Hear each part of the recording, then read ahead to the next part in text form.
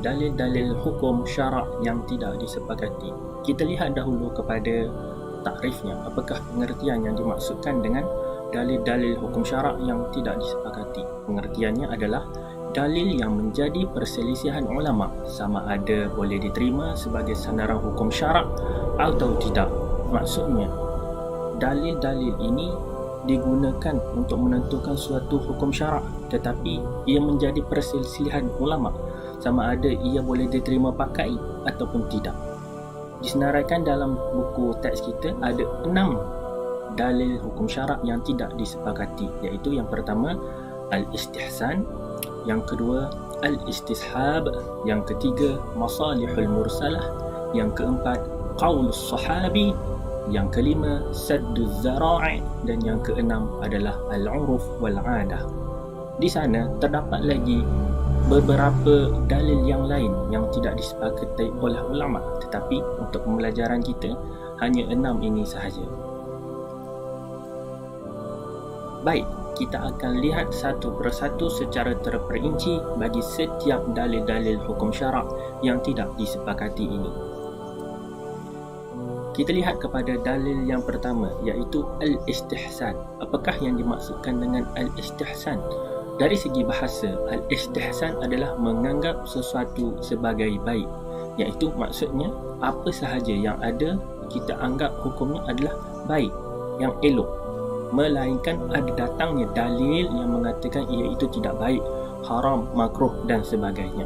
Itu dari sudut bahasa.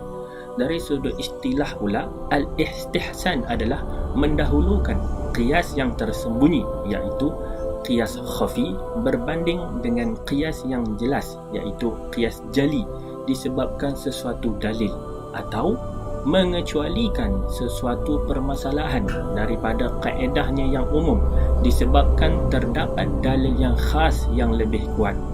Itu maksud dari segi istilah. Untuk memahami lebih lanjut, kita lihat kepada pembahagian al-istihsan itu. Al-istihsan terbahagi kepada 2, iaitu yang pertama mendahulukan qiyas yang tersembunyi, iaitu qiyas khafi berbanding dengan qiyas yang jelas, yang jali. Qiyas yang jelas, yang jali adalah qiyas yang seperti biasa di dalam dalil yang disepakati oleh para ulama itu, iaitu yang pertama Al-Quran, yang kedua As-Sunnah, yang ketiga Al-Ijma' dan yang keempat adalah Al-Qiyas. Itu maksud qiyas jali, termasuk dalam qiyas yang keempat ini. Maksudnya kita mengqiyaskan sesuatu benda itu untuk mendapatkan suatu hukum yang tidak terdapat di dalam Al-Quran dengan benda yang jelas. Contohnya qiyas air tapai. Apakah hukum memakan tapai? Adakah ia haram atau sebaliknya? Jadi dia qiyaskan tapai itu dengan arak. Dengan kita mengatakan illahnya, tapai itu memabukkan, arak itu juga memabukkan. Jadi qiyas di situ antara arak dengan tapai dengan illah memabukkan, itu yang jelas kita nampak. Tetapi kalau kita menggunakan kaedah istihsan, kita menggunakan qiyas yang khafi, yang tersembunyi. Maksudnya persamaan illah di antara dua benda itu tidak jelas, tidak nyata. Kita lihat contoh untuk faham lebih lanjut. Contohnya adalah aurat wanita. Aurat seorang wanita adalah seluruh tubuh badannya kecuali muka dan kedua telapak tangannya hingga pergelangan tangan. Betul? Jadi bila aurat wanita sebegitu, siapa sahaja lelaki yang bukan mahram, lelaki yang ajnabi, diharamkan untuk melihat kepada aurat wanita itu. Itu qiyas secara jelasnya begitu. Tapi jika menggunakan kaedah al-istihsan, terdapat kelonggaran di situ. Lihat di sini contoh penerangan di sini. Aurat wanita seluruh tubuh, namun begitu doktor lelaki yang merawat pesakit wanita boleh melihat auratnya berdasarkan dalil istihsan untuk menjaga nyawanya. Maksudnya jika ada seorang perempuan yang sakit, mungkin memerlukan rawatan yang segera dan sakitnya itu perlukan kepada pembedahan yang mendedahkan auratnya. Jadi doktor lelaki itu tidaklah dikatakan haram untuk melihat auratnya wanita pada ketika itu. Kita menggunakan dalil istihsan mengatakan kita guna qiyas yang khafi. Maksudnya kita bagi kelonggaran untuk dia melihat aurat itu, tidak menggunakan qiyas yang jelas, ya. Kalau qiyas yang jelas, semua lelaki haram melihat aurat wanita, termasuk doktor lelaki yang nak merawat pesakit wanita itu. Tapi kalau kita menggunakan kias khafi, yakni menggunakan istihsan itu tadi, doktor lelaki dibenarkan untuk melihat aurat wanita kerana ingin menyelamatkan nyawanya. Begitu konsep antara qiyas khafi dan qiyas jali. Itu yang pertama, pembahagian yang pertama. Pembahagian istihsan yang kedua adalah mengecualikan suatu permasalahan daripada kaedahnya yang umum. Secara umum mungkin sesuatu hukum itu adalah haram ataupun wajib atau dan sebagainya. Tapi bila datang ada permasalahan, kita lari daripada kaedah yang biasa. Maksudnya kita lari daripada hukum yang biasa. Contohnya di sini, lihat. Hukum suci perigi yang terdapat di dalamnya najis ataupun terdapatnya bangkai. Secara dasar, secara hukumnya, apabila sesuatu air termasuk dalamnya ada najis, ada bangkai, maka hukumnya tidak sah air itu menjadi najis kerana dah termasuk najis. Dinamakan air ma'ul mutanajjis, air yang terkena najis. Bila air itu sudah terkena najis, maka air itu tidak suci, tidak boleh digunakan untuk berwudu, untuk mandi dan sebagainya. Tetapi kita menggunakan kaedah istihsan, kita lari daripada kaedah yang umum yang mengatakan air perigi itu tidak suci. Hukum suci ini bercanggah dengan hukum qiyas kerana setiap air yang bercampur dengan najis adalah najis. Tapi kalau kita pakai istihsan, dalam situasi ini kaedah darurat digunakan kerana proses penyucian tidak dapat dilakukan terhadap perigi itu. Cuba lihat perigi yang airnya dalam jauh ke bawah, jadi mesti sukar untuk kita mencuci semula, mensucikan balik perigi itu. Maka air di dalam perigi itu walaupun ada najis dikira suci jika menggunakan dalil istihsan. Begitu. Itu dia dua pembahagian istihsan. Seterusnya kita lihat kepada autoriti istihsan. Apakah yang dimaksudkan dengan autoriti? Autoriti maksudnya siapakah ulama yang menerima istihsan ini sebagai dalil syarak dan siapakah yang menolak istihsan ini sebagai dalil syarak. Itu yang dimaksudkan dengan autoriti di sini. Sebab dalil ini adalah dalil yang tidak disepakati. Jadi istihsan ini antara ulama yang menerimanya, secara jumhurnya ulamanya yang menerima, semuanya menerima, iaitu ulama daripada mazhab Hanafi, Maliki dan Hambali. Secara jumhurnya ulama menerima istihsan ini sebagai dalil syarak. Tetapi ada juga yang menolak. Antara yang menolaknya istihsan ini adalah Imam Syafi'i. Imam Syafi'i dia menolak istihsan ini, bukanlah istihsan yang diterima pakai yang dimaksudkan oleh jumhur itu tadi, yang Hanafi, Maliki, Hambali. Tetapi istihsan yang ditolak oleh Imam Syafi'i adalah istihsan yang bermaksud menentukan hukum syarak berdasarkan akal dan hawa nafsu semata-mata. Itu istihsan yang ditolak oleh Imam Syafi'i. Okey, kita pindah kepada dalil syarak yang tidak disepakati yang kedua, iaitu al-istishab. Apakah yang dimaksudkan dengan al-istishab? Al-istishab dari segi bahasa bermaksud meminta supaya bersama dan dikekalkan bersama. Maksudnya dia minta bersama atau kekalkan. Maksudnya hukumnya kita kekalkan. Jika hukumnya sebelum ini sebegitu, maka sekarang pun begitulah hukumnya. Itu dari sudut bahasa.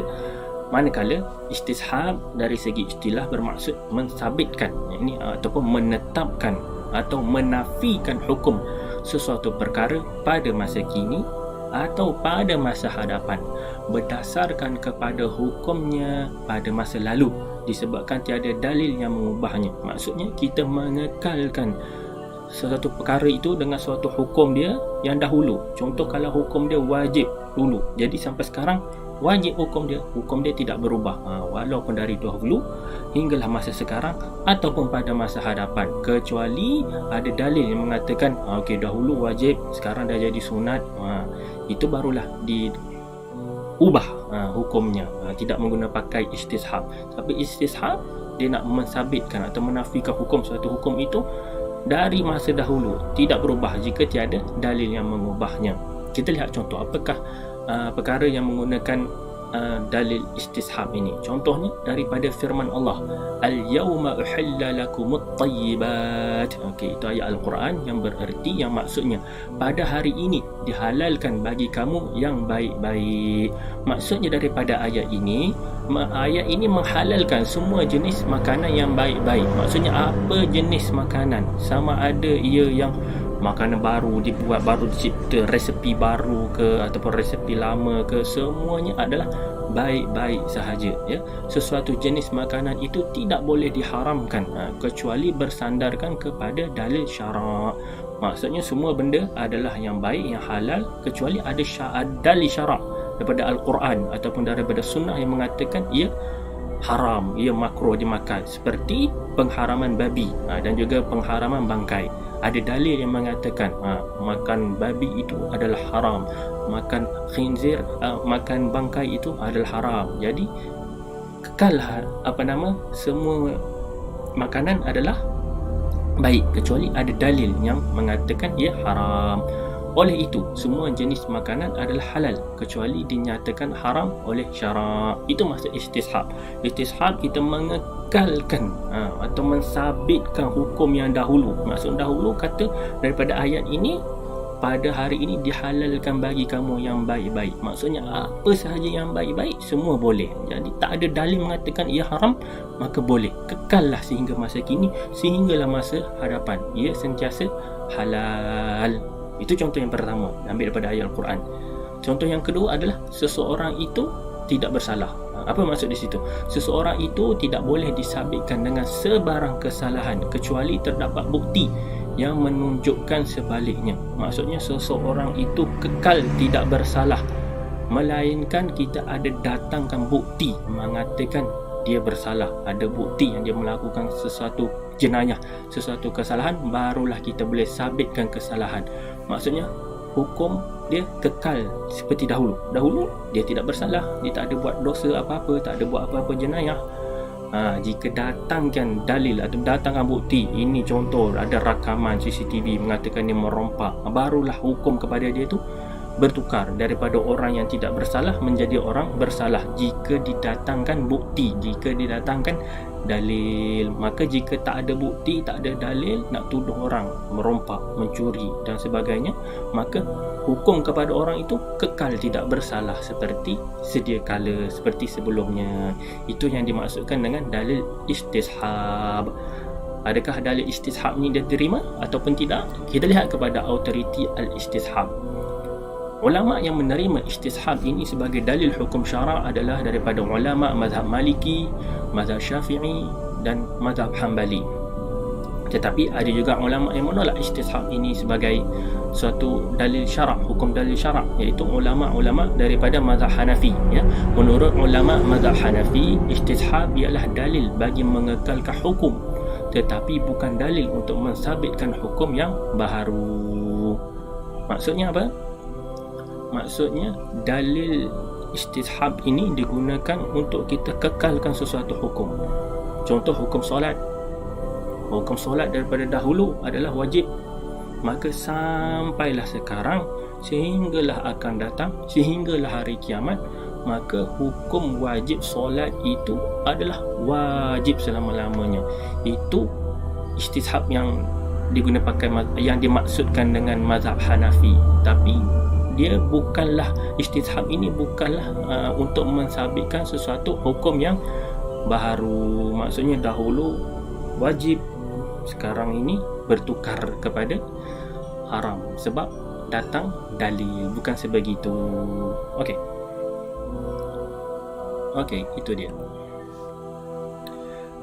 Okey, kita lihat pula kepada dalil yang ketiga, iaitu al-masalihul mursalah. Okey, dua perkataan ini, al-masalih dan al-mursalah. Apakah yang dimaksudkan dengan al-masalihul mursalah? Pengertiannya dari segi bahasa, masalih bermaksud kebaikan dan kemaslahatan, ya. Masalih jamak pada perkataan maslahah, ya. Maksudnya kebaikan. Itu masalih. Al-mursalah pula, al-mursalah dari segi bahasa bermaksud bebas daripada sebarang ikatan. Manakala al-masalihul mursalah dari segi istilah bermaksud kebaikan yang bersesuaian dengan kebaikan yang dianjurkan oleh syarak, tetapi tiada nas syarak secara khusus yang mengiktiraf atau menolaknya.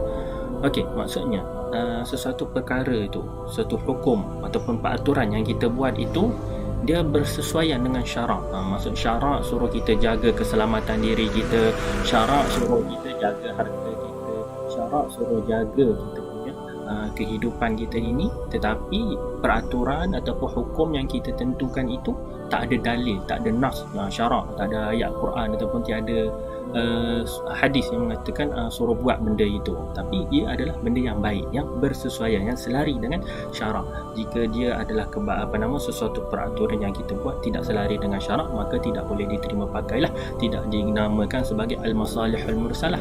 Masalihul mursalah adalah satu perkara, satu kebaikan yang kita buat yang berlandaskan dengan syarak, tapi tak ada dalil yang mengatakan suruh buat macam itu. Apa dia? Contohnya seperti apa? Contohnya seperti undang-undang jalan raya. Adakah ada dalil, ada nas syarak, ada ayat Quran ataupun ayat hadis yang mengatakan suruh buat undang-undang jalan raya, bila lampu merah kena berhenti, bila lampu hijau kena jalan, kena bagi orang, kena dahulukan orang yang melintas jalan dahulu, yang berjalan kaki kena bawa mengikut had laju. Secara dalil syarak tak ada, tapi adakah ia benda yang baik? Ia satu kebaikan. Dan ia adakah selari dengan syarak? Yes, dia berselari dengan syarak. Syarak suruh kita jaga keselamatan diri kita, suruh jaga keselamatan orang lain, sayang nyawa kita. Ya, itu berlandaskan dengan syarak. Ia bertepatan dengan syarak, tapi tak ada dalil secara khusus. Contoh yang kedua adalah peraturan sekolah. Ya, peraturan sekolah, disiplin, kena rambut kena pendek, kena kemas, kena pakai baju sekolah. Adakah dalil secara khusus ayat Quran ataupun sunnah ataupun qiyas ataupun ijma' yang mengatakan suruh buat begitu? Tak ada. Tapi adakah ia benda yang baik? Ya, ia benda yang baik. Dan adakah ia selari dengan syarak? Ya, ia selari dengan syarak. Syarak suruh kita menjaga kekemasan diri kita, kena jaga penampilan kita, kena jaga peraturan-peraturan dalam kehidupan kita. Maka dibuatkan peraturan sekolah itu, maka kita perlulah mengikutnya. Maksudnya undang-undang jalan raya, peraturan sekolah ini dibina atas dasar masalihul mursalah. Kemudian pembahagian masalihul mursalah. Al-masalihul mursalah ini pula terbahagi kepada 3 kategori, 3 pembahagian. Maksudnya mengikut tahap-tahap kebaikan yang kita susun itu. Yang pertama nama dia ad-daruriyat. Yang ini yang paling tinggi, yang paling penting sekali. Yang ini adalah kebaikan yang menjadi asas dalam kehidupan manusia. Maksudnya ia adalah suatu kebaikan yang sangat pentinglah. Ia benda yang asas dalam kehidupan manusia. Jika tak ada itu, kehidupan manusia ini boleh jadi rosak, boleh jadi binasa. Contohnya apa? Apa dia contoh masalihul mursalah yang daruriyat? Contohnya mempelajari ilmu agama. Yes, mempelajari ilmu agama itu adalah satu perkara yang wajib. Jika suatu kebaikan, jika kita tak belajar agama, maka kehidupan kita boleh jadi rosak, boleh jadi terpesong, boleh jadi terpengaruh dengan budaya-budaya yang tidak elok. Contoh yang lain adalah memakan makanan yang tidak membahayakan dan memabukkan. Maka ini satu benda yang baik dan ia menjadi asas. Kalau kita makan benda yang bahaya, makan benda yang memabukkan dan juga makan benda yang haram, ia akan merosakkan kehidupan kita. Itu masalihul mursalah yang daruriyat. Pembahagian kedua, kategori yang kedua adalah al-hajiyat.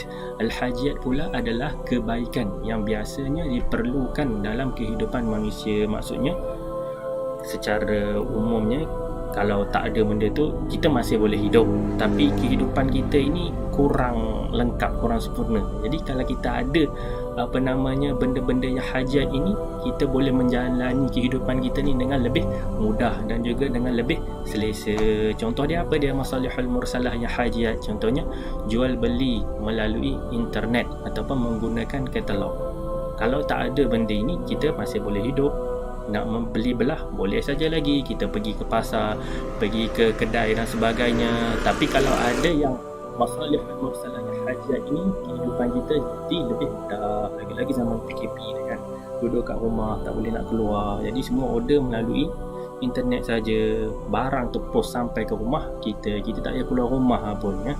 Order secara online saja, barang tu abang postman tolong hantar. Itu maksud dia yang hajiat ya. Kehidupan kita, kebaikan dia adalah satu kebaikan yang memudahkan kehidupan seharian kita. Itu yang kedua. Kategori yang ketiga adalah masalihul mursalah yang at-tahsinat ya. Dia adalah yang tahsinat ni adalah masalihul mursalah, kebaikan yang tambahan saja. Dia lebih rendah lagi daripada yang hajiat. Maksudnya yang paling penting adalah ad-daruriyat, yang kedua al-hajiat, yang ketiga tahsinat. Dia kebaikan tambahan yang menjadikan kehidupan kita ni lebih berkualiti dan lebih selesa. Contoh apa? Memakai pakaian ikut fashion. Salah ke? Tidak salah. Adakah ia bertentangan dengan syarak? Selagi pakaian itu berlandas bertepatan dengan syarak, ikutlah fashion macam mana pun tak ada masalah. Nak pakai baju Melayu ada gambar Hello Kitty, secara syaraknya tak adalah salah, bolehlah nak pakai. Dia adalah tahsinat, kebaikan tambahan. Rasa kalau tak pakai, kalau suka Hello Kitty tu, dia macam kalau tak pakai tu dia tak selesa hidup dia. Tapi kalau bila pakai lebih selesa. Jadi salah ke? Dia tidak salah. Dia benda yang tahsinat, pakai ikut fashion, tapi pastikan berlandaskan syarak. Contoh kalau fashion yang tak berlandaskan syarak, apa? Pakai kain singkat. Tu ikut fashion yang tak berlandaskan syarak. Dia sebab apa? Tak menutup aurat. Okey. Seterusnya autoriti masalihul mursalah. Adakah ulama menerimanya? Ya, secara jumhurnya ulama menerima masalihul mursalah ini sebagai satu dalil hukum syarak. Sebab apa? Kalau kita tak terima, maka kita akan jadi susahlah kehidupan kita. Sebab ini dia berasaskan kepada benda-benda yang baik. Kita tengok benda tu baik, yang boleh memudahkan kehidupan kita, untuk memudah kita beribadah kepada Allah, dia diterima pakai. Contoh undang-undang jadi peraturan sekolah, ya benda yang baik, kita terima pakai. Tapi ada juga ulama yang menolaknya ya. Sebagian ulama seperti Imam Ibnu Al-Hajib dan juga Imam Al-Amidi, mereka menolak masalihul mursalah ini sebagai satu hujah sebab hukum syarak.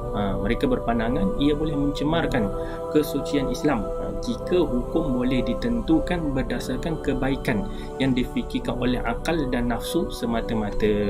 Itu yang dia tolak. Sebab kalau akal kita fikir dan nafsu kita fikir semata-mata itu benda yang baik, terus kita boleh menerimanya. Contoh apa dia? Contohnya, mungkinlah satu masa nanti akan datang satu manusia yang secara akal ni dia kata, kita ni tidak berbaju.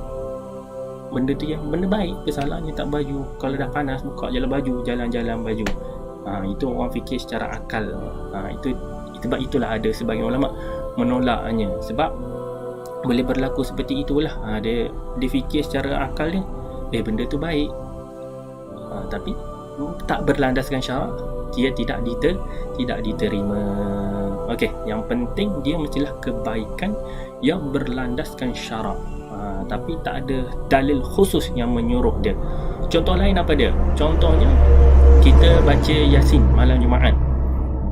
Adakah dalil khusus hendaklah kamu membaca Yasin pada setiap malam Jumaat secara dalil yang khusus? Yang khusus tak ada mengatakan baca Yasin malam Jumaat.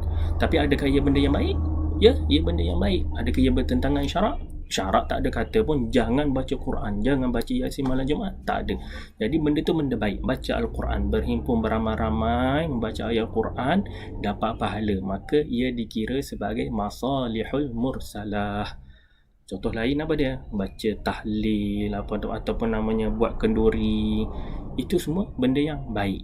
Selagi mana tak melanggar syarak, maka ia diterima.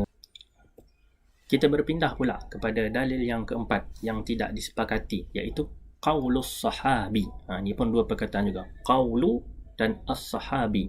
Apakah ini maksudkan dengan qaulus sahabi? Dari segi bahasa, qaul, qala yaqulu qaulun. Qaul maksudnya kata-kata ataupun pandangan. Yang kedua adalah as-sahabi.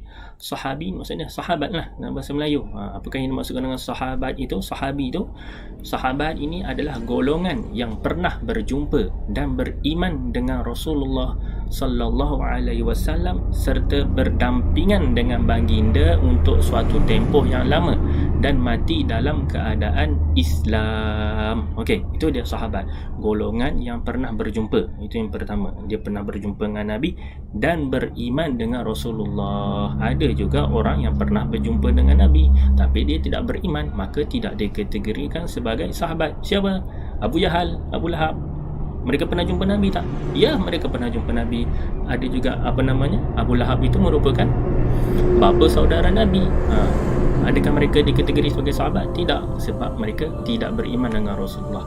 Syarat dia nak jadi sahabat Nabi, yang pertama pernah jumpa, yang kedua beriman dengan Rasulullah, kemudian berdampingan dengan baginda untuk suatu tempoh yang lama. Dia perlu. Ada juga sesetengah orang dia pernah berjumpa dengan Nabi, pergi berjumpa dengan Nabi, menyatakan mereka beriman dengan Nabi, kemudian kembali ke tempat asal mereka. Mereka asal daripada luar, daripada kota Mekah, luar daripada kota Madinah, maka dia berjumpa hanya sementara saja, tidak dikategorikan juga sebagai sahabat, dan mati dalam keadaan Islam. Ada juga yang dalam hayat mereka ini menyatakan iman kepada Rasulullah, tapi bila mati dalam keadaan kufur. Maka yang mati dalam keadaan kufur tidak dikira sebagai sahabat. Sahabat mestilah pernah jumpa, pernah beriman, pernah duduk dalam satu tempoh yang lama dengan Nabi, dan juga mati dalam keadaan Islam. Itu maksud as-sahabi. Qaulus sahabi pula, secara istilahnya qaulus sahabi adalah fatwa ataupun pandangan ataupun mazhab para sahabat Rasulullah sallallahu alaihi wasallam dalam suatu permasalahan yang tiada hukum daripada nas tidak disepakati oleh mereka. Itu maksud dia qaulus sahabi. Maksudnya qaulus sahabi ni adalah pandangan para sahabat. Para sahabat kan mereka ini adalah secara umumnya, secara dasarnya adalah anak murid kepada Rasulullah. Maka apa yang Nabi sampaikan, semuanya Nabi sampaikan kepada para sahabat. Maka para sahabat juga kadang-kadang dalam suatu permasalahan itu yang mereka mungkin tak pernah dengar secara terus kepada Rasulullah, maka mereka keluarkan pandangan, mereka keluarkan fatwa mereka sendiri. Tapi dari kalangan mereka sendiri pun mereka berselisih pendapat. Ada sahabat A kata begini, sahabat B pula kata yang lain, bukan begitu, begini pula. Mereka berlaku perselisihan, tak disepakati, maka itulah yang dikategorikan sebagai qaulus sahabi. Ini pandangan ataupun fatwa ataupun mazhab para sahabat. Okey, autoritinya kita kena lihat kepada pembahagian qaulus sahabi, kata-kata ataupun pandangan sahabat ini. Kita tengok kategori yang pertama, kata-kata sahabat yang bukan berasaskan ijtihad. Maksudnya mereka bukan bagi pandangan ataupun ijtihad mereka sendiri, yang bukan yang ijtihad mereka, maka ia diambil daripada Rasulullah. Maksudnya Rasulullah yang bagi tahu kepada para sahabat benda itu. Maka kalau benda itu benda yang bukan ijtihad para sahabat, yang diambil daripada Rasulullah, maka kata-kata itu diterima sebagai hujah syarak. Sebab kita kategorikan dia sebagai hadis lah. Maksudnya contoh hadis kan selalunya sebelum nak kata yang daripada Rasulullah tu mesti ada perawi dia yang sahabat yang meriwayatkan. Contoh an Abi Hurairah radhiyallahu anhu anin Nabi sallallahu alaihi wasallam qala, daripada Abu Hurairah. Maksudnya Abu Hurairah yang ceritakan kepada orang selepasnya sampai kepada kita. Maka itu kira kata-kata sahabat, itu kata-kata Abu Bakar, tapi kata-kata Abu Bakar yang diambil daripada Nabi Muhammad sallallahu alaihi wasallam, yang itu kita terima sebagai hujah syarak. Contohnya apa? Contoh sahabat menceritakan gambaran syurga dan neraka. Maksudnya adakah sahabat berijtihad ataupun memikirkan sendiri bagaimana syurga, bagaimana neraka itu gambarannya? Tidak. Itu semuanya diambil daripada Rasulullah. Rasulullah ceritakan bagaimana kehidupan di syurga, bagaimana kehidupan di neraka. Kemudian sahabat ceritakan balik kepada anak murid dia seteruslah sampailah cerita itu sampai kepada kita. Maka itu diterima sebagai hujah syara', itu dikira sebagai dalil. Itu kategori yang pertama, yang bukan berasaskan ijtihad sahabat. Yang kedua pula adalah pandangan ataupun kata-kata mereka, mazhab para sahabat ini, yang disepakati oleh sahabat secara umum, secara ijma', maka ia dianggap ijma'. Kita tak panggil dia qaulus sahabi, kita panggil dia ijma'us sahabah, ijma' para sahabat. Maka jika para sahabat dia tak berselisih pendapat kepada sesuatu perkara itu, maka ia diterima juga sebagai hujah syara'. Maksudnya mereka bersepakat, dah setuju suatu benda tu, maka dia tak ada perselisihan lah, maka itu pandangan yang diterima. Kita tak panggil dia sebagai pandangan yang berselisih, kita panggil dia ijma' para sahabat. Contoh apa dia ijma' para sahabat? Contohnya kesepakatan mengumpul Al-Quran. Maksudnya para sahabat pada zaman itu, pada zaman Abu Bakar itu, mereka semua bersepakat, bersetuju untuk Al-Quran itu dikumpulkan dalam satu mushaf. Maksudnya daripada zaman Nabi dahulu, Al-Quran ini tak dituliskan seperti Al-Quran satu mushaf ini. Dulu dia hanya ditulis atas lembaran kayu, kulit-kulit daun-daun kering, maka dia terpisah. Maka para sahabat bersepakat untuk kita kumpulkan jadi satu mushaf supaya dia tak hilang, supaya dia kekal. Sebab ramai para hafiz Quran telah syahid, terkorban dalam peperangan, maka risau nanti Al-Quran tu hilang, maka mereka sepakat, maka itu diterima. Itu hujah syarak, kita terima kesepakatan para sahabat itu. Contoh yang lain apa dia? Perlantikan Sayyidina Abu Bakar sebagai khalifah. Bila wafatnya Nabi Muhammad sallallahu alaihi wasallam, maka para sahabat secara ijma', secara sepakat nak melantik Sayyidina Abu Bakar sebagai pengganti Nabi Muhammad sebagai khalifah yang pertama. Tak ada perselisihan, semua setuju semua Abu Bakar jadi khalifah, menggantikan Nabi yang telah wafat. Itu kategori yang kedua, ya, yang disepakati. Yang ketiga pula, ini yang baru masuk yang sebenarnya, qaulus sahabi, pandangan sahabat yang berasaskan kepada ijtihad. Maksudnya para sahabat mereka berijtihad kepada sesuatu hukum itu. Mereka bukanlah yang betul-betul telah diberitahu oleh Rasulullah begini hukum dia. Dia adalah berdasarkan ijtihad, hasil usaha pemikiran para sahabat itu. Dan dia pula sahabat yang ini kata begini, sahabat yang begini kata begini. Sebab dia berasaskan ijtihad masing-masing. Maka di sini dia menjadi perselisihan ulama, adakah pandangan ijtihad sahabat ini diterima sebagai hujah syarak ataupun tidak. Ada dua golongan kat sini. Yang pertama, kategori ulama mazhab yang pertama kata Imam Abu Hanifah, Imam Malik, Imam Syafi'i dan Imam Ahmad menerimanya sebagai hujah syarak. Maksudnya empat imam mazhab kita ini, Imam Abu Hanifah, Imam Malik, Imam Syafi'i, Imam Ahmad, mereka terima qaulus sahabi ini, ijtihad para sahabat ini sebagai hukum syarak. Apa hujah mereka? Apa kata mereka? Kenapa dia orang terima? Sebab dia orang kata sahabat adalah golongan yang lama bersama dengan Rasulullah. Ya, orang yang lama duduk dengan Rasulullah. Dan para sahabat ini merupakan anak murid Rasulullah yang belajar terus pada Rasulullah. Dan mereka ini, para sahabat ini, lebih memahami maksud dan tujuan sesuatu hukum Al-Quran. Sebab itu empat imam mazhab ini terima qaulus sahabi, ijtihad ini sebagai hujah syarak. Tapi ulama kategori yang kedua pula, ulama kalam daripada Asy'ariyah pula menolak qaulus sahabi ini sebagai hujah syarak. Apa hujah mereka? Kenapa dia orang tolak? Dia orang katakan apa dia? Allah perintahkan kita ni sebagai umat Islam ini supaya mengikut Al-Quran dan As-Sunnah. Kita kena ikut ini dua yang ditinggalkan oleh Nabi, Al-Quran dan Sunnah, hadis Nabi. Maka kita perlu berpegang kepada dua ini.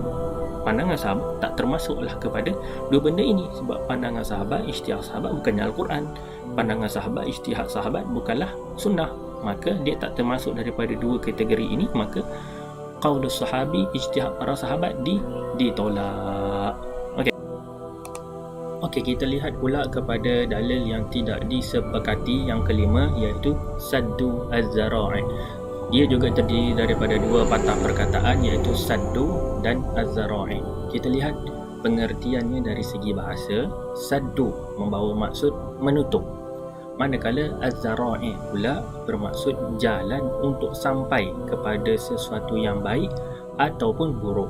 Jadi jika kita gabungkan kedua-dua perkataan ini, memberi maksud menutup jalan untuk sampai kepada sesuatu yang baik ataupun buruk. Tetapi fokusnya di sini, bila dijadikan sadduz zara'i ini sebagai satu dalil, maka ia menjadi satu kaedah untuk menutup jalan kepada perkara yang buruk, menutup jalan yang membawakan kepada kemudaratan. Seperti kita katakan, mencegah lebih baik daripada merawat, begitu ya. Jadi itu dari segi bahasanya. Dari segi istilah pula, sadduz zara'i ini bermaksud mencegah perkara yang boleh mendatangkan kemudaratan. Maksudnya sebelum berlakunya sesuatu perkara ini, maka kita tentukan sesuatu hukum untuk mencegah berlakunya kemudaratan itu. Maksudnya jika sesuatu perkara itu boleh bawa kemudaratan, bahaya, maka sadduz zara'i ini datang untuk mengekang manusia daripada melakukannya. Kita lihat apa dekah autoriti di dalam sadduz zara'i ini. So di sini ulama telah membahagikan sadduz zara'i ini kepada beberapa pembahagian untuk ditentukan hukumnya penggunaan sadduz zara'i ini, sama ada ia diterima ataupun tidak. Ada 4 pembahagian. Pembahagian yang pertama adalah jika sesuatu perkara itu pasti akan mendatangkan kemudaratan, pasti akan mendatangkan sesuatu yang bahaya. Seperti apa? Contohnya membuang toksik, membuang sisa toksik ke dalam sungai. Pasti jika kita lakukan perkara itu, jika kita membuang sisa toksik itu ke dalam sungai, maka berlakulah kemudaratan. Contohnya apa kemudaratan jika buang sisa toksik ke dalam sungai? Seperti ikan akan mati, hidupan-hidupan di dalam air itu akan mati kerana sisa toksik. Sungai juga merupakan adalah sumber air kita, sumber minuman kita. Maka jika dia dicemari dengan sisa toksik, maka berlakulah pencemaran air, maka itu yang dinamakan kemudaratan. Jadi secara ijma'nya ulama berpendapat maka membuang sisa toksik ke dalam sungai itu adalah haram menggunakan kaedah sadduz zara'i itu, iaitu menutup jalan-jalan keburukan. Kita tutup sebelum berlakunya mudarat pencemaran air, pencemaran sungai, ikan mati dan sebagainya, maka kita tetapkan hukum buang sisa toksik, buang benda-benda yang boleh mendatangkan kemudaratan kepada sungai adalah haram. Itu sepakat ulama. Itu kategori sadduz zara'i yang pertama. Manakala pembahagian yang kedua dalam sadduz zara'i adalah perkara yang jarang-jarang mendatangkan kemudaratan. Sesuatu perkara itu dia mempunyai manfaat dan juga mempunyai kemudaratannya. Akan tetapi kemudaratan yang datang daripada perkara itu adalah jarang-jarang. Maksudnya manfaat, faedah yang kita dapat daripada perkara itu lebih besar daripada kemudaratannya. Contohnya apa? Contohnya seperti menanam anggur. Menanam anggur pastinya bawa kebaikan, bawa faedah kepada kita. Apa dia? Boleh kita makan daripada hasil tanaman anggur itu, boleh mendatangkan kesihatan. Boleh juga dengan siapa yang mengusahakan ladang anggur boleh mendapat keuntungan, itu juga merupakan faedah. Tapi adakah boleh mendatangkan juga kemudaratan dengan menanam anggur ini? Ya, ada. Ada kemudaratan yang boleh datang dengan menanam anggur. Contohnya apa? Contohnya jika kita ambil anggur itu dan kita peramkan ia dan membuat arak daripada anggur, maka itu kemudaratan membuat arak daripada anggur. Tetapi kemudaratannya itu jarang-jarang berlaku. Maksudnya jaranglah kita jumpa bila nak tanam anggur je tujuannya untuk buat arak. Jadi di sini pendapat ulama secara ijma' tidak melarangnya. Ulama tidak melarangnya untuk kita menanam anggur. Kerana apa? Kemudaratan daripada menanam anggur itu jarang-jarang sekali berlaku. Itu sepakat ulama. Itu adalah sadduz zara'i, pembahagian yang kedua. Pembahagian yang ketiga daripada sadduz zara'i ini adalah jika perkara itu mendatangkan lebih banyak kemudaratan daripada kebaikan, maka ulama berselisih pendapat padanya. Maksudnya apa?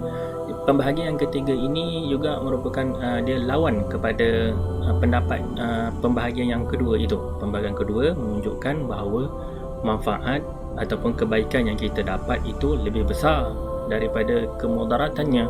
Tapi yang ketiga ini pula, perkara itu mempunyai kemudaratan yang lebih banyak dan lebih besar berbanding dengan kebaikannya. Contohnya apa? Contohnya seperti menjual anggur kepada pembuat arak. Daripada kita menjual anggur kepada pembuat arak ini, ada kemudaratan dan juga kebaikannya, tetapi kemudaratannya lebih besar daripada kebaikan yang kita dapat daripada jual anggur kepada pembuat arak ini. Apa contoh kebaikan yang kita dapat daripada menjual anggur kepada pembuat arak? Contohnya kita boleh dapat keuntungan daripada jual anggur itu kebaikan, tapi kebaikannya itu kecil saja, hanya mendapat keuntungan saja, tetapi kemudaratannya lebih besar. Apa kemudaratan yang berlaku jika kita menjual anggur kepada pembuat arak? Mungkin boleh jadi anggur yang dibeli daripada kita oleh pembuat arak itu akan dibuat arak oleh pembuat arak sebab dia membuat arak. Jadi ulama berbeza pendapat dalam dalam menentukan hukumnya di sini. Bagi ulama mazhab Maliki dan Hambali, mereka mengharamkan kita untuk menjual anggur kepada pembuat arak kerana kita mengetahui yang membeli itu adalah pembuat arak. Maka kita tidak mahulah dikira sebagai orang yang bersekongkol ataupun bersubahat untuk bersama menjadikan arak daripada anggur yang kita jual kepada pembuat arak itu. Tetapi bagi ulama mazhab Syafi'i dan juga mazhab Zahiri ini adalah satu mazhab yang mengambil sesuatu hukum ini secara zahir saja. Mereka tak melihat kepada sesuatu itu dengan detail ataupun dengan teliti. Mereka bila dengar sesuatu ayat Al-Quran ataupun hadis, mereka terus ambil secara zahir sahaja. Jadi bagi kedua-dua ini, mazhab Syafi'i dan mazhab Zahiri, mereka tidak mengharamkannya.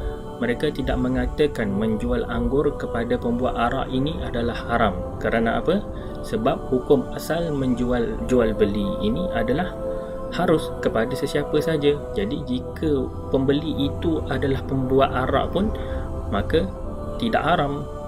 Jikalah pembuat arak itu membuat arak daripada jika pembuat arak itu membeli anggur daripada membuat arak daripada anggur yang kita beli itu, maka ia dah terlepas daripada urusan kita. Kita hanya menjual anggur, benda yang halal, kepada pembuat arak. Apa yang pembuat arak itu buat dengan anggur yang dia beli itu keputusan dia, tidak bergantung kepada kita. Sebab itu ulama mazhab Syafi'i dan Zahiri ini tidak mengharamkannya. Itu untuk pembahagian yang kedua, ya. Berbeza pendapat di antara mazhab Maliki dan Hambali dan juga mazhab Syafi'i dan Zahiri. Untuk pembahagian yang keempat adalah suatu perkara yang diharuskan tetapi digunakan oleh mukallaf tidak seperti yang dituntut oleh syarak. Maksudnya sesuatu perkara itu harus asalnya tetapi digunakan oleh mukallaf. Maksudnya jika digunakan oleh seorang yang belum baligh, yang belum memayyiz, seperti anak-anak kecil, budak kecil, maka dia tidak dimasukkan dalam kategori ini, ya. Mestilah seseorang itu yang mukallaf, yang sudah mempunyai akal, yang dah besar, yang boleh membezakan antara hak dan batil. Jika dia menggunakan sesuatu benda, yang suatu perkara yang harus itu tetapi tidak seperti yang dituntut oleh syarak, maka bagaimana? Contohnya apa? Apa contoh perkara yang harus tapi digunakan tidak seperti yang dituntut oleh syarak? Contohnya perkahwinan yang digunakan untuk mengharuskan wanita yang telah dicerai dengan talak 3 kembali kepada bekas suaminya. Yang ini selalunya kita panggil dia sebagai kambing hitam ataupun kahwin mut'ah. Siapa pernah dengar kahwin mut'ah? Yang ini perkahwinan, ada sebuah perkahwinan, contohnya lah antara si A ni si suami dan juga si B. Si B ni si isteri. A kahwin dengan B, ya, suami isteri, tetapi mereka telah bercerai. Dah bercerai dengan talak 3. A dengan B dah bercerai dengan talak 3, maka mereka tidak boleh bersama lagi sebab dah talak 3, dah tak boleh nak rujuk kembali. Jadi bagaimana jika mereka betul-betul nak juga kembali sebagai pasangan suami isteri? Jadinya si B, si isteri ini kena kahwin dengan lelaki yang lain dahulu. Mana-mana lelaki yang lain dahulu, kemudian telah diceraikan oleh lelaki itu, barulah dia boleh berkahwin semula dengan suaminya yang asal si A tadi. Jadi dengan itu ada yang menggunakan hukum perkahwinan ini untuk mengharuskan kahwin semula dengan bekas suaminya. Contohnya macam mana? Si A, dia ada kawan si C ni. A kawan dengan C. A bagi tahu dekat C yang apa namanya, suruh si C itu berkahwin dengan si B, dengan isteri dia. Kemudian dalam sesuatu tempoh kemudian ceraikan balik si B ni supaya si B dapat kahwin semula dengan si A. Maka si C inilah kita panggil dia sebagai kambing hitam. Dia ni macam nak tolong kawan aja, apa nama, kahwin sekejap kemudian ceraikan supaya si B ni dapat kembali kepada suami asal. Maka itu satu perkara yang harus. Perkahwinan itu secara dasarnya harus, tapi digunakan bukanlah seperti yang dituntut oleh syarak. Maka jadinya ulama telah berselisih pendapat apakah hukum daripada perkahwinan itu. Ulama baik dalam mazhab Maliki dan juga Hambali mengharamkannya. Maksudnya berkahwin dengan cara yang sedemikian, menjadi kambing hitam, kahwin muta'ah, kahwin kontrak, ini semua adalah haram menurut mazhab Maliki dan juga Hambali. Kerana apa? Mereka menggunakan benda yang harus, perkahwinan itu tidak seperti yang syarak tuntut. Itu pendapat daripada mazhab Maliki dan Hambali. Manakala ulama mazhab Syafi'i dan juga mazhab Zahiri, mereka mengharuskannya, mereka benarkan. Tapi tak sepatutnya kita sebagai umat Islam melakukan perkara yang sedemikian. Jadi sebab itulah banyak orang di Malaysia ini melakukan kahwin muta'ah ini. Ada yang sanggup menjadi kambing hitam. Okey, yang seterusnya, yang terakhir, dalil yang tidak disepakati yang terakhir adalah al-uruf wal-adah. Sini apa nama, tentang adat, ya, adat kebiasaan. Dari segi bahasa, uruf wal-adah bermaksud pengetahuan. Maksudnya kita melakukan sesuatu benda itu suatu perkara yang kita tahu, menjadi adat kebiasaan kita. Dari segi istilah pula, al-uruf wal-adah adalah perkara yang menjadi kebiasaan masyarakat, sama ada perkataan dan perbuatan. Maksudnya uruf wal-adah ini tentukan melalui kebiasaan ataupun adat sesuatu masyarakat itu, sama ada adat ataupun kebiasaan itu berbentuk perkataan ataupun juga berbentuk perkataan. Maksudnya di sini ada dua pembahagian lah bagi al-uruf wal-adah. Yang pertama uruf qawli. Uruf qawli ini merujukkan kepada al-uruf wal-adah dari sudut perkataan. Yang kedua pula nama dia uruf amali. Uruf amali pula merujukkan kepada kebiasaan ataupun adat masyarakat dari bentuk perbuatan. Kita lihat contoh. Apakah contoh dalam permasalahan al-uruf wal-adah ini? Contohnya, yang pertama, perkataan daging merujuk kepada daging haiwan selain ikan. Ini namakan uruf qawli. Uruf adat dari bentuk perkataan daging itu. Maksudnya bila kita sebut daging, apakah yang terlintas dari dalam fikiran kita? Bila sebut daging, maksudnya terlintas kita adalah daging lembu, daging kerbau, daging ayam, daging itik dan sebagainya. Itu kategori daging. Tapi tak terlintas dalam fikiran kita bila sebut perkataan daging, maksud dia daging ikan. Macam hari ni aku nak makan daging lah, maksud dia nak makan daging ikan. Tidak. Sebab uruf adat kebiasaan kita bila sebut daging merujukkan kepada biasanya daging lembu ataupun daging kerbau. Itu dia nama uruf qawli. So jika berlakunya seseorang itu, contohlah dia bersumpah, aku bersumpah aku tidak akan makan daging selama-lamanya. Maka jikalah orang yang bersumpah itu dia pergi makan ikan, dia makan ikan, adakah dia telah melanggar sumpah ataupun tidak? Jika kita lihat kepada uruf dan adat, uruf qawli, bila sebut aku tak makan daging selama-lamanya, maksudnya dia tidak makan yang itulah lembu, kerbau, daging. So kalau dia makan ikan, dia tidak termasuk daripada sumpah yang dia lafazkan itu. Sebab adat bila sebut daging, ikan tak termasuk, walaupun sebenarnya ikan tu juga daging ikan. Itu yang pertama, uruf qawli. Contoh yang kedua pula adalah contoh daripada uruf amali, uruf dari sudut perbuatan. Contoh dia apa dia?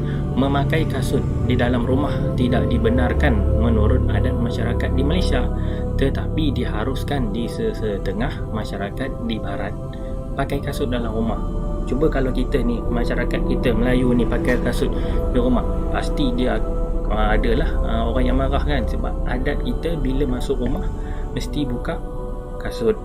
Lain dengan adat kebiasaan orang barat sana, dia orang masuk rumah pun tak buka kasut, sehingga baring atas katil pun masih pakai kasut, tidur pun pakai kasut. Maka itu tidak ada kira sebagai uruf amali bagi mereka, tapi bagi kita masuk rumah buka kasut itu merupakan uruf amali. Kalau kita pakai, salah lah.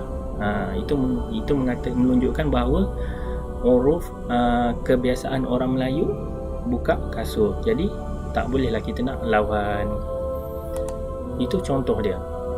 Pembahagian pula, dibahagikan uruf wal adah ini kepada dua, sama ada yang diterima ataupun tidak. Sebab adat ini banyak.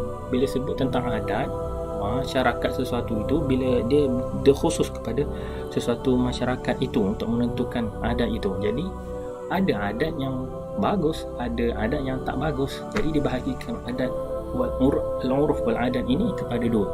Yang pertama adalah al-uruf wal adah yang sahih. Apa dia al-uruf wal adah yang sahih?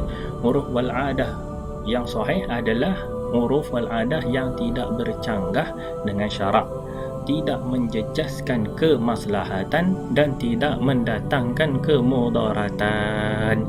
Maksudnya apa-apa saja adat kebiasaan kita yang kita lakukan dalam masyarakat kita ni, selagi mana dia tak bercanggah dengan syarak ataupun tidak mendatangkan kemudaratan, keburukan, maka dia boleh diterima pakai. Contohnya apa? Contohnya adat memberi hadiah ketika bertunang. Tak ada secara nas, secara dalil mengatakan bila seseorang itu bertunang maka hendaklah kita bagi hadiah pada dia. Tak ada. Cuma itu dari segi adat kita. Bila dengar orang bertunang, kita bagi hadiah. Maka ia diterima. Tidak pula kita katakan bagi hadiah ketika bertunang itu haram. Tidak. Contoh lain apa dia? Adat yang sahih yang tidak bercanggah dengan syarak. Contohnya apa orang kata, buat kenduri tahlil. Ini banyak orang keliru, salah faham. Kenduri tahlil, kita buat kenduri. Apa yang ada dalam kenduri itu? Kenduri kita bagi jamuan, bagi makan, kemudian baca apa? Itulah zikir, baca tahlil la ilaha illallah. Adakah ada dalil secara khusus suruh buat makan, baca tahlil pula? Tak ada. Tapi adakah dia salah, bercanggah? Tidak bersalah. Bagi makan, dapat pahala lagi lah kita bagi makan. Berzikir la ilaha illallah, dapat pahala lagi. Jadi ia diterima. Sama juga dengan adat kita. Kalau kita kahwin, ada buat menepung tawa. Kalau ikut, tak ada dalam Islam. Dalam bersanding mungkin tak ada. Tapi dia dikira sebagai adat. Adakah dia bersalahan dengan syarak? Tidak, syarak tak ada kata pula bersanding itu haram. Nak menepung tawa lah, apa, bagi bunga telur dan sebagainya, ia dikira sebagai al-uruf wal adah yang sahih selagi mana tidak bercanggah dengan syarak. Itu pembahagian yang pertama. Pembahagian yang kedua pula al-uruf wal adah yang fasid, yang rosak, yang ini yang mana ia bercanggah dengan syarak, menjejaskan kemaslahatan dan mendatangkan kemudaratan. Maksudnya apa saja adat yang sering kita lakukan yang merosakkan kehidupan kita, yang bercanggah, yang bertentangan dengan syarak, maka kita perlu tolak, hindari dia. Contohnya apa? Pergaulan bebas antara tunang atau pasangan bukan suami isteri. Ini berlaku dalam masyarakat kita ya.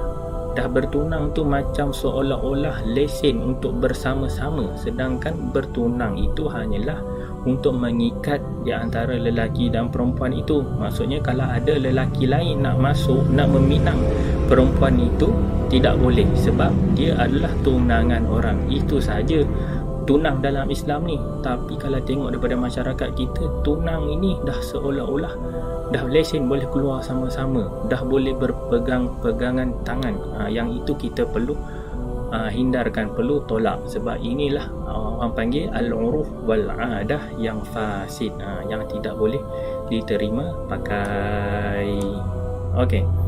Dan yang seterusnya adalah autoriti al-uruf wal-adah. Adakah ulama menerima al-uruf wal-adah, adat kebiasaan ini sebagai suatu dalil syarak? Ya, ada ulama yang menerimanya, iaitu ulama daripada mazhab Hanafi dan Maliki. Mereka menerima al-uruf wal-adah ini sebagai suatu hukum syarak, sehingga kan ada satu kaedah di dalam mazhab mereka ni dinamakan dengan al-adah al-muhakkamah, adat yang menjadi hukum. Bila berlakunya satu perkara itu sebagai adat, maka dia boleh jadi satu hukum kepada sesuatu masyarakat itu yang menerimanya. Manakala yang menolaknya adalah ulama mazhab Syafi'i. Tapi mereka, ulama mazhab Syafi'i ni, dia orang tak tolak secara total lah. Mereka tolak yang mana yang berkaitan dengan yang perbuatan saja. Tetapi ulama mazhab Syafi'i menerima uruf wal adah yang berbentuk perkataan, uruf qauli, yang itu mereka terima. Tapi yang amali mereka tidak terima. Adalah alasan yang tertentu, yang tersendiri mengapa mereka tidak menerima uruf amali itu.